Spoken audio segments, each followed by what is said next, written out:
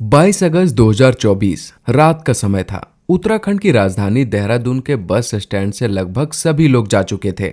Bus stand बिल्कुल खाली हो गया था, तो चारों तरफ सन्नाटा छाया हुआ था। तभी बस स्टैंड पर एक गार्ड की नजर एक मासूम सी लड़की पर पड़ती है, जिसकी उम्र करीब 16 साल की होगी। उस लड़की को देखकर ऐसा लग रहा था जैसे वो बहुत परेशान हो। गार्ड जैसे ही उस लड़की के करीब जाता है तो उसे थोड़ा अजीब लगता है, क्योंकि वो लड़की काफी परेशान लग रही थी। वो बार बार अपने कपड़े ठीक करने की कोशिश कर रही थी और डर के मारे लगातार इधर उधर देखे जा रही थी। उसे देखकर लग रहा था मानो वो काफी ज्यादा घबराई हुई हो। लड़की बार बार एक व्यक्ति की तरफ देखे जा रही थी।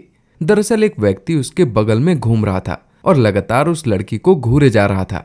ऐसा लग रहा था मानो लड़की उस व्यक्ति से डर रही हो। माहौल देखकर उस गार्ड को भी लगने लगा कि यहाँ पर कुछ न कुछ तो गड़बड़ जरूर है। तभी उस लड़की ने गार्ड से कहा कि मुझे पंजाब के पटियाला शहर जाना है, यहाँ से पंजाब के लिए बस कितनी देर में जाएगी। गार्ड को उसकी हालत कुछ ठीक नहीं लग रही थी, इसलिए गार्ड तुरंत चाइल्ड हेल्पलाइन नंबर 1098 पर कॉल करता है और उनसे कहता है कि यहाँ दून ISBT के प्लेटफॉर्म नंबर 12 पर एक नाबालिग लड़की खड़ी है। मुझे उसकी हालत थोड़ी अजीब लग रही है, इसलिए आप एक बार यहाँ आकर देख लीजिए। हो सकता है लड़की किसी बड़ी मुसीबत में हो। सूचना मिलते ही चाइल्ड वेलफेयर की टीम फौरन बस स्टैंड पहुंच जाती है। फिर कुछ देर बाद पुलिस भी वहां पर पहुंच जाती है। गार्ड पुलिस को उस लड़की के हालत के बारे में बताता है, जिसके बाद पुलिस उस लड़की के पास पहुंचती है और जैसे ही पुलिस वाले उस लड़की की तरफ देखते हैं, उन्हें पहली नजर में ही समझ आ जाता है कि इस लड़की के साथ यहाँ पर जरूर कुछ गलत हुआ है। पुलिस वाले और चाइल्ड वेलफेयर कमेटी के लोग उस लड़की के करीब जाते हैं और उससे बात करने की कोशिश करने लगते हैं। लेकिन जब पुलिस वाले उस लड़की से बात करने की कोशिश करते हैं तो वो लड़की उन्हें देखकर बहुत ज्यादा घबरा जाती है। उसके पास जो बैग था वो उस बैग से लिपट जाती है और इतने सारे मर्दों को अपने सामने देखकर वो डर के मारे कांपने लगती है। ये देखकर पुलिस वाले तुरंत समझ जाते हैं कि यह जरूर मर्दों से घबरा रही है, इसलिए जेंट्स पुलिस पीछे चले जाते हैं और फिर महिला पुलिस ऑफिसर को उनके पास भेजा जाता है। महिला पुलिस ऑफिसर उस लड़की से बात करने की कोशिश करती है। लेडी पुलिस ऑफिसर उससे पूछती है कि बेटी तुम कहाँ की रहने वाली हो और तुम कहाँ जाना चाहती हो। तो लड़की कहती है मुझे पंजाब के पटियाला शहर जाना है। फिर लेडी ऑफिसर ने उससे पूछा कि बेटी क्या तुम यहाँ पर अकेली आई थी या फिर तुम्हारे साथ कोई और भी था। पुलिस उससे कई तरीकों से पूछताछ करने की कोशिश कर रही थी, लेकिन बार बार पूछने के बाद भी वो लड़की बहुत कम सवालों के जवाब दे रही थी। फिर भी पुलिस वालों को इतना तो समझ आ गया था कि यह लड़की जरूर किसी बड़ी मुसीबत में है, इसलिए वो लोग उसे अपने साथ गाड़ी में बैठाकर पुलिस स्टेशन ले जाते हैं। क्योंकि उस समय लड़की को बहुत ज्यादा भूख लगी थी और वो लगातार कांप रही थी, इसलिए सबसे पहले उसे पुलिस स्टेशन ले जाकर अच्छे से खाना खिलाया जाता है, पानी वगैरह पिलाया जाता है। इसके बाद जब लड़की थोड़ा रिलैक्स हो जाती है तो फिर लेडी ऑफिसर उसके पास बैठकर दोबारा से उसके साथ बात करने की कोशिश करने लगती है। लेकिन उस समय वो इतनी ज्यादा घबराई हुई थी कि वो किसी से भी बात नहीं करना चाहती थी। वो पुलिस स्टेशन के एक कोने में चुपचाप बैठी हुई थी, क्योंकि उसके साथ जो दरिंदगी की गई थी उसके बारे में बताने के लिए ना तो उसे कुछ समझ आ रहा था और ना ही वो किसी को बताने की हिम्मत जुटा पा रही थी। खैर अगली सुबह उसका ट्रीटमेंट भी शुरू कर दिया जाता है, क्योंकि लड़की डिप्रेशन में चली गई थी और वो कुछ भी बताने की स्थिति में नहीं थी। 2 दिन तक उसका ट्रीटमेंट चलता है। जब पुलिस वालों को लड़की की हालात पहले से ठीक लगने लगती है तो फिर महिला पुलिस उसके पास जाकर उससे पूछताछ करनी शुरू कर देती है। लड़की पहले से बेहतर फील कर रही थी और इस बार वो महिला ऑफिसर्स के सवालों का जवाब भी देने लगती है। पूछताछ में लड़की ने बताया कि मेरे साथ गंदा काम किया गया है, जिससे महिला पुलिस ऑफिसर तुरंत समझ जाती है कि इस बच्ची के साथ क्या हुआ है। इसके बाद महिला ऑफिसर ने उससे पूछा कि बेटी ये सब तुम्हारे साथ कब, कैसे और कहां पर हुआ। तो वो लड़की सब कुछ बताने की कोशिश करने लगती है, लेकिन जब वो उन्हें अपने साथ हुई हैवानियत के बारे में बता रही थी तो इसी बीच वो जोर जोर से रोने लगती है। उस समय उसकी हालत देखकर कोई भी ये अंदाजा लगा सकता था कि उसके साथ कैसी दरिंदगी की गई है। इसके बाद उन्होंने उस बच्ची को चुप कराया और उसे दिलासा देते हुए कहा कि बेटा तुम डरो मत, अब सब कुछ ठीक हो जाएगा, तुम्हें घबराने की कोई जरूरत नहीं है और जो कुछ भी तुम्हारे साथ हुआ है उसे भी छोड़ो, हम लोग उसके बारे में भी बात नहीं करेंगे। पुलिस वाले जैसे तैसे करके उस बच्ची को शांत करते हैं। उसके बाद अगले दिन दोबारा से उससे पूछताछ शुरू करते हैं। वो लड़की बताती है कि उसके साथ कई लोगों ने मिलकर गंदा और घिनौना काम किया है, यानी उसके साथ गैंग हुआ था। इसके बाद पुलिस वालों को पता चलता है कि उसके साथ यह हैवानियत उत्तराखंड के देहरादून बस स्टैंड पर हुई है अब क्योंकि वो बस स्टैंड था, इसलिए वहां पर कई सीसीटीवी कैमरा भी लगे हुए थे। इसलिए पुलिस बस स्टैंड पहुंचकर वहां मौजूद सभी सीसीटीवी कैमरा के फुटेज चेक करना शुरू करती है और उसी बस स्टैंड से इन्वेस्टिगेशन की शुरुआत करती है, क्योंकि वो लड़की भी उन्हें वहीं पर मिली थी। सीसीटीवी कैमरा फुटेज चेकिंग के दौरान पुलिस वालों ने देखा कि वहां बस स्टैंड पर उस लड़की के आसपास काफी लोग घूम रहे हैं। फिर थोड़ी देर बाद धीरे धीरे लोग कम होने लगते हैं और आखिर में जब वो लड़की उस बस स्टैंड पर अकेली हो गई तो उस समय एक व्यक्ति उस लड़की के आसपास घूमता हुआ नजर आ रहा था। वो बार बार उस बच्ची को देख रहा था, इसलिए वो व्यक्ति पुलिस को काफी संदिग्ध लग रहा था। और जिस गार्ड ने पुलिस को लड़की के बारे में इन्फॉर्म किया था, उसने भी एक आदमी के बारे में बताया था जो लड़की को बार बार देखे जा रहा था। पुलिस को उस पर शक हुआ तो उन्होंने वो सीसीटीवी फुटेज उस लड़की को दिखाई। उस आदमी को देखकर वो लड़की जोर जोर से रोना शुरू कर देती है और रोते रोते कहती है कि हाँ, यही वो दरिंदा है, लेकिन इसके अलावा और भी कई लोग थे। इसके बाद पुलिस वाले उस वीडियो फुटेज से उस व्यक्ति की फोटो निकलवाते हैं और फिर से बस स्टैंड पर पहुंच जाते हैं। वहां बस अड्डे में जितने भी लोग काम करते थे उन सबको वो फोटो दिखाया जाता है और उनसे पूछा जाता है कि क्या तुमने इस व्यक्ति को देखा है। उनमें से ज्यादातर लोगों ने कहा कि हाँ, हम इस व्यक्ति को बहुत अच्छी तरह से जानते हैं। उस व्यक्ति का नाम और एड्रेस पता चलने के बाद पुलिस तुरंत उसे अरेस्ट कर लेती है। इसके बाद पुलिस उससे पूछताछ करती है और कहती है कि अब तुम हमें पूरी बात बताओ कि आखिर तुम लोगों ने उस 16 साल की नाबालिग लड़की के साथ क्या किया था और इस काम में तुम्हारे साथ कौन कौन लोग शामिल हैं। पहले तो व्यक्ति पुलिस को गुमराह करने की पूरी कोशिश करता है, लेकिन जब उसे कड़ाई से पूछताछ की गई तो तब उसने एक ऐसी कहानी सुनाई जिसे सुनकर शायद आपका भी खून खौल उठेगा। दिल्ली के कश्मीरी गेट पर एक लड़की खड़ी हुई थी। वो वहां पर मौजूद लोगों से पूछ रही थी कि भैया, मुझे पंजाब के पटियाला जाना है, वहां जाने के लिए मुझे कौन सी बस पकड़नी चाहिए, क्योंकि आईएसबीटी बस स्टैंड पर सैकड़ों बस खड़ी रहती है। कौन सी बस कहां जाती है ये जान पाना इतना आसान नहीं होता। इसलिए वो लड़की थोड़ा कंफ्यूज थी कि पटियाला जाने के लिए उसे किस बस में बैठना चाहिए। जिसके बाद वो लड़की एक व्यक्ति से बस के बारे में पूछती है। जिस व्यक्ति से लड़की पूछती है वो भी एक बस का ड्राइवर ही था। तो उसने लड़की से कहा, तुम परेशान मत हो, ये जो सामने बस खड़ी हुई है तुम उस बस में जाकर बैठ जाओ। वो बस दिल्ली से देहरादून जाने के लिए खड़ी है, थोड़ी देर में निकल जाएगी। वो लड़की उस बस में जाकर बैठ जाती है।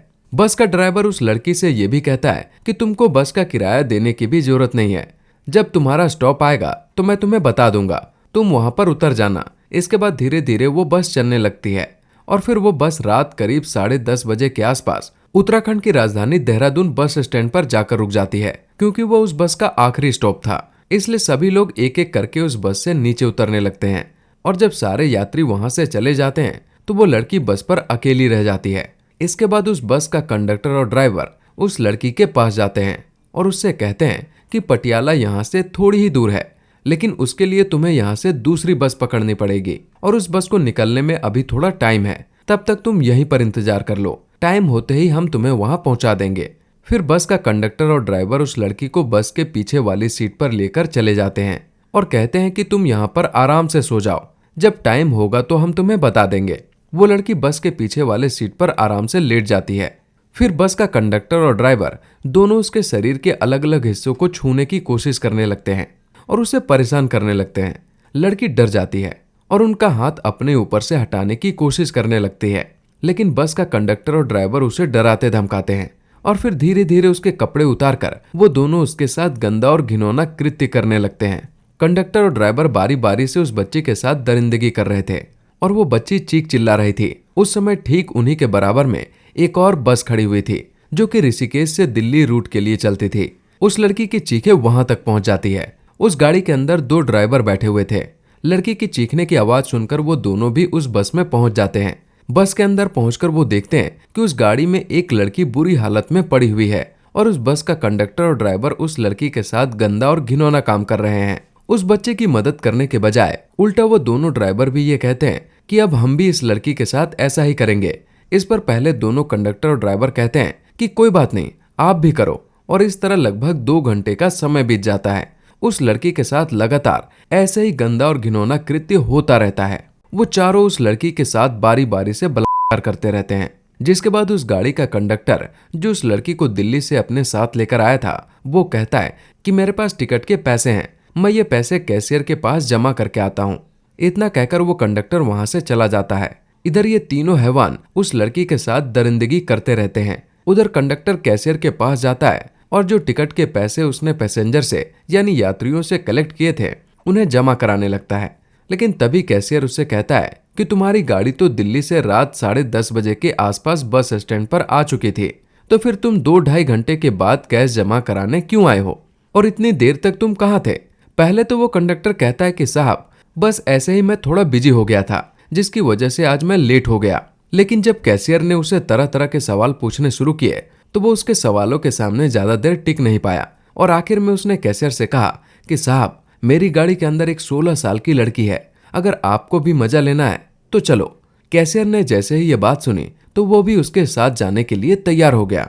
इसके बाद जैसे ही वो कैशियर उस गाड़ी के अंदर जाता है तो देखता है कि 2 ड्राइवर उस लड़की के साथ गंदा घिनौना कृत्य करने में व्यस्त हैं।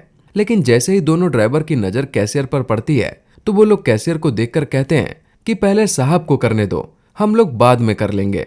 इसके बाद उस कैशियर ने भी उस लड़की को नोचना शुरू कर दिया, यानी उसने भी उसके साथ गंदा कृत्य किया।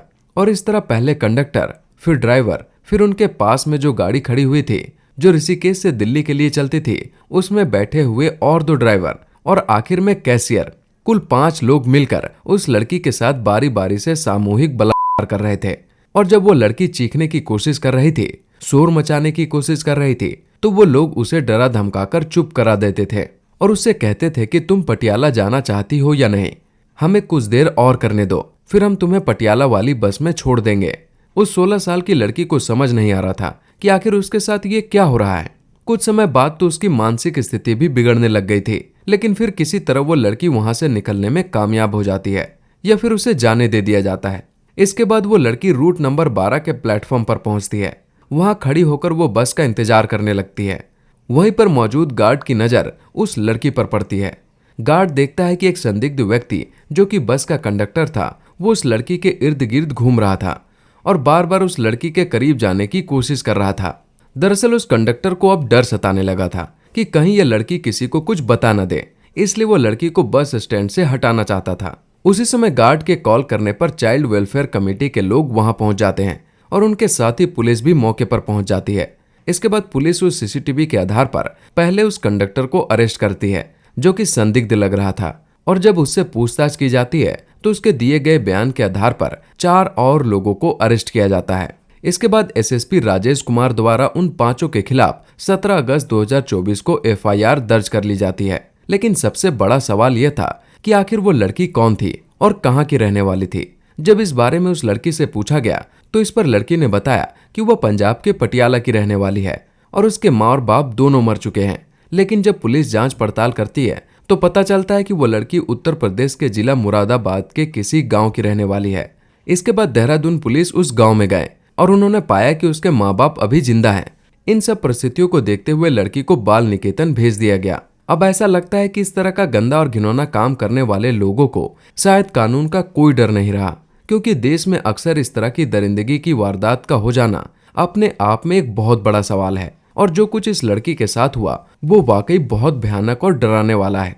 लेकिन सबसे अजीब बात यह है कि इन 5 लोगों में 2 लोगों की उम्र 50 साल से ज्यादा थे। क्या उन्हें उस बच्ची के साथ दरिंदगी करते हुए एक बार भी इस बात का ख्याल नहीं आया कि ये लड़की उनकी बेटी की उम्र की है जिसे वो लोग सारी रात नोच रहे थे? खैर, पुलिस ने उन सभी आरोपियों को जेल भेज दिया है। साथ ही पुलिस का कहना है कि आरोपियों को जल्द से जल्द कोर्ट द्वारा कड़ी से कड़ी सजा दिलाई जाएगी। दोस्तों, इस घटना को सुनाने का उद्देश्य किसी के दिल को दुखाना या किसी को परेशान करना नहीं है, बल्कि आपको जागरूक करना है। दोस्तों, इस पूरी घटना के बारे में आपकी क्या राय है? कमेंट बॉक्स में अपनी राय हमें जरूर बताएं। और अगर आपको हमारी मेहनत पसंद आई हो तो इस वीडियो को लाइक करते हुए शेयर भी करें। अगर आपने अब तक चैनल को सब्सक्राइब नहीं किया है तो हमारे चैनल को सब्सक्राइब जरूर कर लें। धन्यवाद।